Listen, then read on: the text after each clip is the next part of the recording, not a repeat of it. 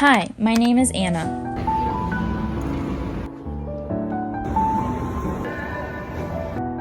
I love making memories and recording them, and also I was a student in Tokyo, but here's the catch.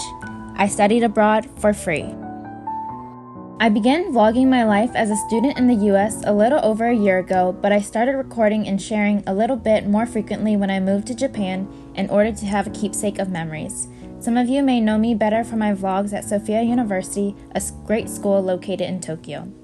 I didn't think it would be possible for me to study abroad before because my financial situation was a major primary factor in my education. I always heard that living in Japan was quite expensive, which is not true, and I was unsure if I could afford the day-to-day life outside of school on top of school expenses. As a student, I received emails for a lot of opportunities, and sometimes I passed them up because I was lazy or I didn't think I was a good candidate for whatever the job needed. For some reason, this time, I didn't brush off this email I received from the Benjamin A. Gilman Foundation. The very opportunity seemed attractive since it was geared towards low-income students who wanted to study abroad, which was me, and I checked out the website, which had a lot of reading. I felt discouraged at step 1 already, to write an essay. If you know me, I love getting things for free, and the Gilman Scholarship goes upwards to $5,000, and on top of that, the Critical Needs Scholarship gives you another $3,000. Feeling very conflicted since the scholarship would help make my decision a reality, I spoke to my advisor who gave me some splendid advice. Essentially, she told me to view scholarships as a job, to envision myself already being guaranteed the award, and all I had to do was put in the work to get paid.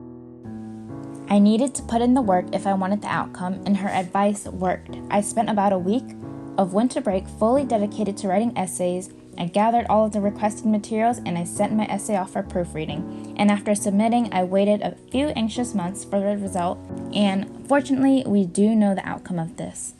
The Gilman Scholarship was just one of the few that I applied to and received, and if you're thinking about study abroad, you better work on making this reality because of what I share with you. This is your sign to do it. To be eligible, you must receive a Pell Grant, so remember to fill out your FAFSA if you haven't already. And after that, the major obstacle is definitely the essays just because of the sheer size of the writing and content. Here are my tips on nailing the essay. The Gilman website is jam-packed with reading and resources. It's a lot of words, but the guides are really clear on the timeline of the application, and most importantly, on what exactly you need to do. For the essays, there are different themes, all with different questions that must be answered, and each essay has a character limit. It's very important that each question is answered and sewn together in a beautiful paragraph that lets the judge panel know about you and why the world out there is important to you, both academically, personally, and socially, like career-wise. There are a lot of technicalities that I don't want to bore you with in this video, so feel free to comment and I will get back to you. I found the most success in receiving scholarships that required me to sacrifice more time and attention, like the Gilman one, and believe me, it's worth it and it feels great once you've seen the result of your work. The U.S. Department of Education also has a great directory for the search engine of scholarships that I had some luck in as well.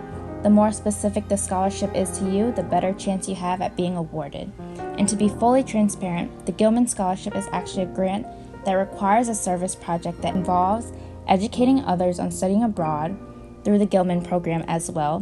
And I'm not one to gatekeep, and I truly believe in this program and how it's helped me and so many other students like myself. The funds are not sent directly to the school, but in your pockets to whatever it is that you need while being a student. With the back-to-school season here and the Gilman application cycle upon us, I hope you can give this opportunity a thought, and I'm here to help you if you have any questions. Good luck this school year.